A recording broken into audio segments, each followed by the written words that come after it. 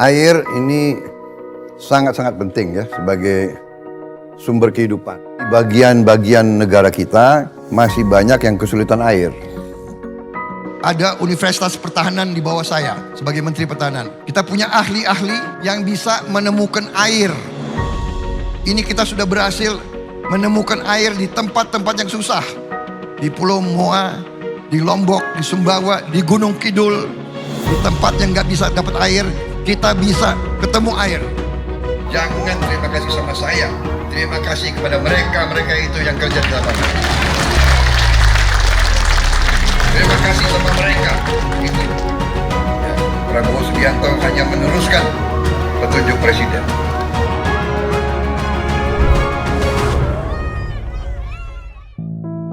Ketika musim kemarau, musim panas, titik-titik air yang kami biasa mengambil ketika musim hujan itu sudah tidak ada lagi atau mengering. Kami di sini gitu ngambil ke kali gitu. Kadang-kadang kalau musim kemarau itu kadang-kadang satu hari itu pergi jam 8 pulang jam 10 gitu. Nungguin di kali itu bergantian gitu. Lagi yo sa kakamandunu ai somamu kita semeyo sao. Jadi kami sao sangat tu susah masalah ai sao.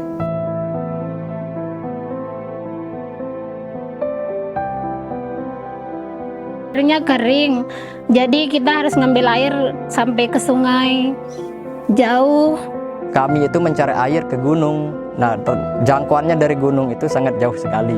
Kami berebutan dengan air bersih karena sumurnya hanya satu. Hampir 5 km warga kami jalan untuk mengambil air atau mendatangi sumber mata air untuk minum, mencuci dan mandi. Ketika pada musim kemarau panjang itu alias musim panas, kami ini sangat-sangat krisis air. Nanti ke kali itu kalau habis airnya itu belum untuk sholat, air wudhu, cuci piring, untuk masak. Karena itu mengandung zat kapur yang banyak, pakai untuk minum itu sudah tidak layak lagi. Agak sulit sih airnya di sini. Kadang pas ada persalinan kita minta air di tetangga sebelah ini.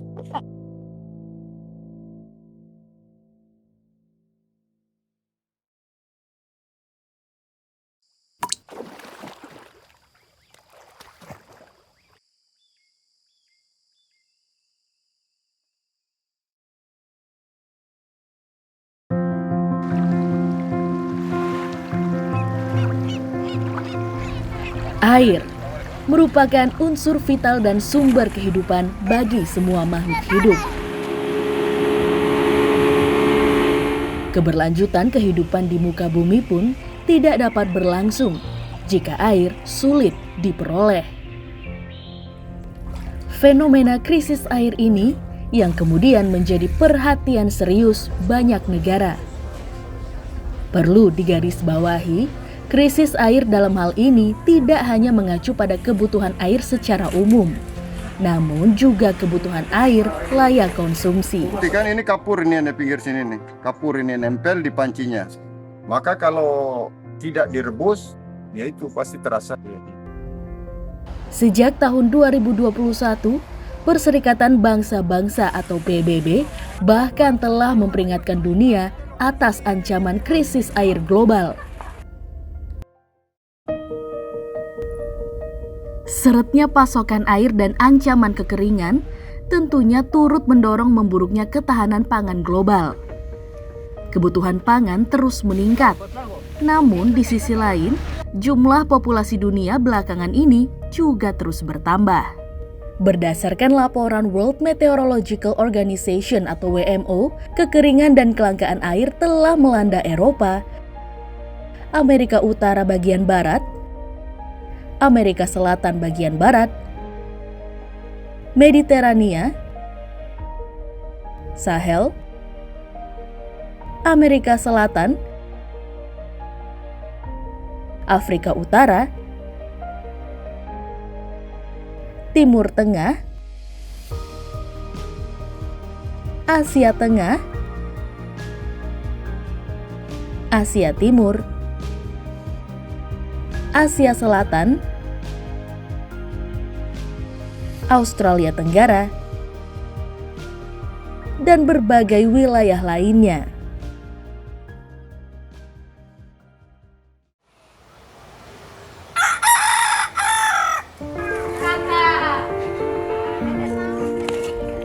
Penyebab krisis air pun beragam. World Water Council mengungkap salah satu penyebabnya adalah ketidakseimbangan antara penggunaan air dan suplai air yang ada. Hal tersebut dapat terjadi karena lonjakan permintaan air yang diikuti dengan berbagai kegiatan eksploitasi sumber daya air.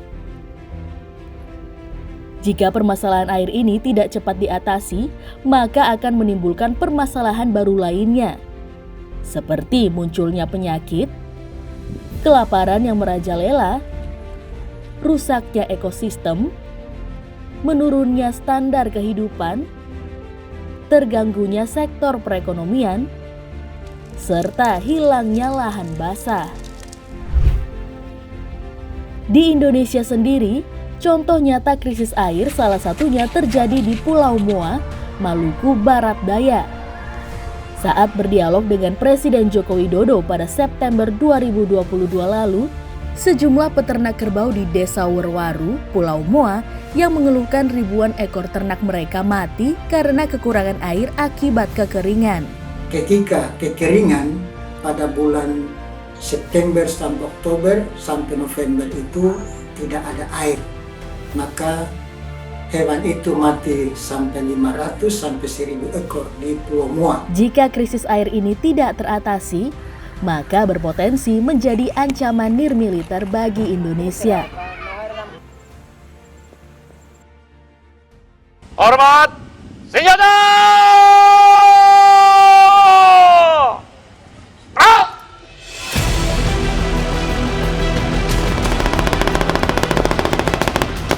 Pada dasarnya, pengertian dari pertahanan negara itu tidak hanya pertahanan militer.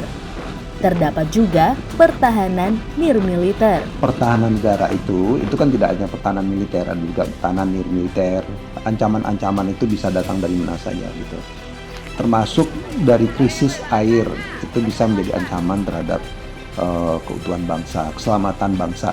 Lebih lanjut, Buku Putih Pertahanan Indonesia menjelaskan krisis air beserta krisis pangan dan krisis energi berpotensi menjadi pemicu terjadinya konflik. Kami susah ambil air, pulang nanam kami pergi ambil air, kalau nggak cepat nggak dapat air. Itu anak-anak kami nangis, kami tinggalkan untuk ambil air, untuk nyuci piring, untuk masak. Kalau udah terlambat nggak ada airnya. Isu sumber daya strategis tersebut bisa menjadi sumber konflik baru dan mendorong terjadinya benturan kepentingan, terutama jika gagal dalam pengelolaannya. Merespons ancaman krisis air yang mengintai sejumlah wilayah di Indonesia, Menteri Pertahanan Prabowo Subianto pun segera turun tangan. Ia memberi instruksi kepada Universitas Pertahanan Republik Indonesia atau UNHAN RI untuk membentuk tim yang bertugas melakukan pencarian titik sumber air bersih serta pengeboran di sejumlah wilayah yang terdampak krisis air. Air menjadi komoditas strategik. Air menjadi komoditas strategik. PDT sudah meramalkan kita akan mengalami krisis air. Saya di Kementerian Pertahanan, ada Universitas Pertahanan di bawah pembinaan saya, kita bentuk sekarang di Fakultas Teknik prodi khusus hidrologi, ilmu air kita bentuk, dan kita punya satgas air. Kita sudah mampu mencari air dengan tepat, kita drill air dan sudah produksi di mana-mana.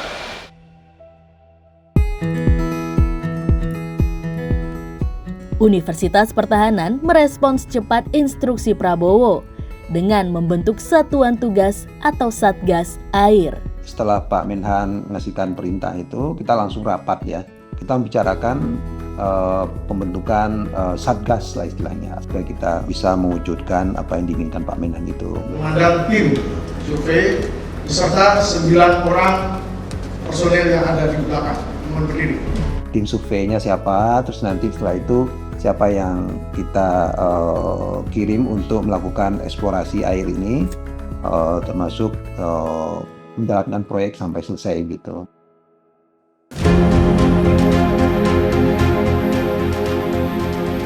Satgas Air Universitas Pertahanan mengawali pekerjaan mereka dengan mengirim tim survei ke sejumlah daerah yang dilanda kekeringan atau kesulitan air. Untuk dapat mencari titik potensi air, tim Universitas Pertahanan melakukan survei dengan menggunakan alat geolistrik. Dari Unhan ngajarin kita, Pak, untuk geolistrik. Setelah diajarin baru kita dilepas ke desa-desa untuk survei, baru kami tes pakai alat geolistrik sampai benar-benar dapat sumber air yang bagus, yang besar. Dari alat inilah dapat ditemukan titik-titik dengan potensi air yang besar. Di sini dia besarnya, besar sekali di sini. Yang menjadi lokasi pertama adalah Nusa Tenggara Barat. Seperti di Lombok,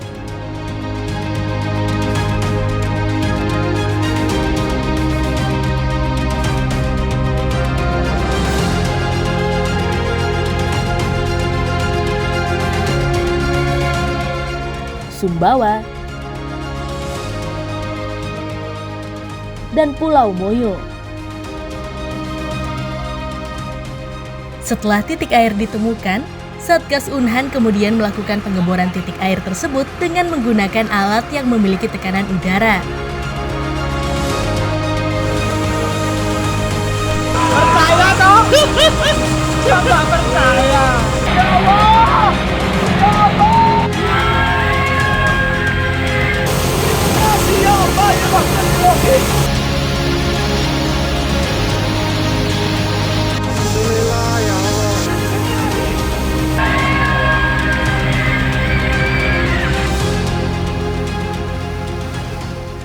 Proses selanjutnya adalah pemasangan instalasi listrik seperti pemasangan panel surya.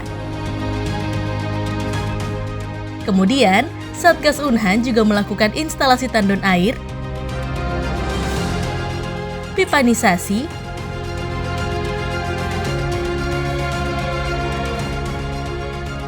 saat semua proses tersebut telah dilakukan, maka air bersih dapat dimanfaatkan oleh warga untuk kebutuhan mereka sehari-hari. Terima kasih, Bapak.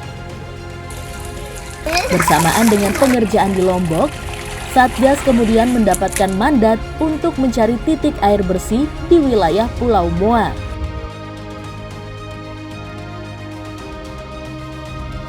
Pencarian ini sekaligus merespons permintaan warga kepada Presiden Jokowi dalam kunjungan kerjanya pada September 2022 lalu dengan Menhan Prabowo.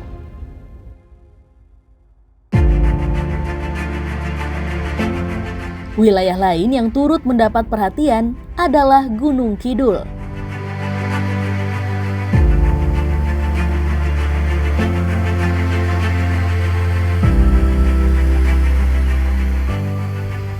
Gunung Kidul sendiri memang dikenal sebagai daerah yang cukup rutin mengalami kekeringan hingga kekurangan air.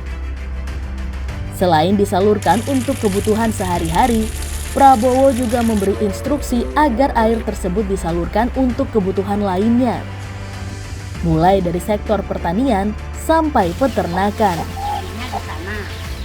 Harapannya, masyarakat dapat menghasilkan hasil tani dan juga ternak dengan kualitas terbaik. Di sisi lain, dengan adanya sumber air bersih ini, masyarakat yang biasanya mengeluarkan uang lebih untuk membeli air bersih, terutama pada saat kemarau, kini dapat menghemat sampai sekitar Rp600.000 per bulan. Uang tersebut dapat dialihkan oleh masyarakat untuk kebutuhan lainnya. Seperti yang tahun-tahun kemarin kita beli dalam satu tangki itu di harga 120-125.